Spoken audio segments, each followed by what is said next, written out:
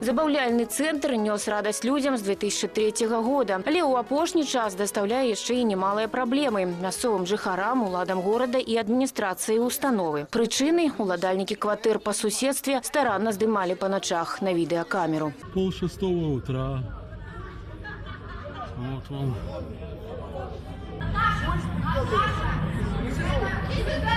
Как вы достали. Ходят покурить, поговорить, подышать воздухом, смеются, разговаривают, спорят, ругаются, иногда дерутся, иногда поют песни до 5 утра, до 5:30 утра, почти каждый день.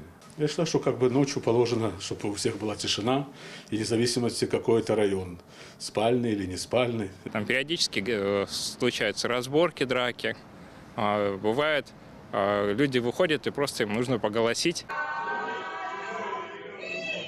Свою версию причын проблемы вылучае кіраўніцтва забаўляльнага центра. На сегодняшний день действительно возникла ситуация такая, что появились новые владельцы квартир на данной улице. Им мешают те люди, которые выходят из нашего заведения. К сожалению, действительно, такие случаи бывают. Все, что находится внутри, у нас под контролем. Нареканий по поводу шума внутри здания ни у кого нет. То есть само заведение не приносит неудобств никому. Большое количество одновременно людей выходит, одновременно они не могут сразу сесть в такси. Разумеется, где-то громко разговаривают в ночное время. Конечно, видимо, создают неудобства для жителей. Ці то ў новых суседзяў слых больш чулы, ці то за гэтыя 22 гады культурнае выхаванне ў наведвальнікаў сапсавалася. У любым выпадку проблему трэба неяк вырашаць, бо людям уначы трэба спать. Были установлены камеры. Внутри мы работаем с людьми, усилена охрана и т.д. и т.п. Мы планируем на сегодняшний момент разграничить зону входную и выходную. А эту сторону улицы мы просим, чтобы ее вообще принципиально закрыли на ночь. На сегодняшний день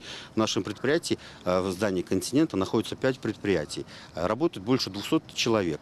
Если мы сократим график работы хотя бы даже на 2 часа, для нас это смерти подобно. Тым часам сваё ключавое слово ў гэтым грамадскім дыялогу, спрэчцы і праблеме выказалі праваахоўнікі і гарадскія ўлады. Гомельским городским исполнительным комитетом принято решение о сокращении графика работы данного учреждения до часу ночи. Улады горада растлумачылі, рашэнне гэта не канчатковае і пакуль будзе дзейнічаць у тэставым рэжыме. Калі шумная праблема не вырашыцца, час працы забаўляльнага цэнтра скароцяць ужо да 23 гадзін, ці зусім яго зачыняць. Гэта сумна, але практычна. Магчыма, толькі такія суровыя меры павысяць культуру наведвальнікаў і дапамогуць людзям уначы спаць.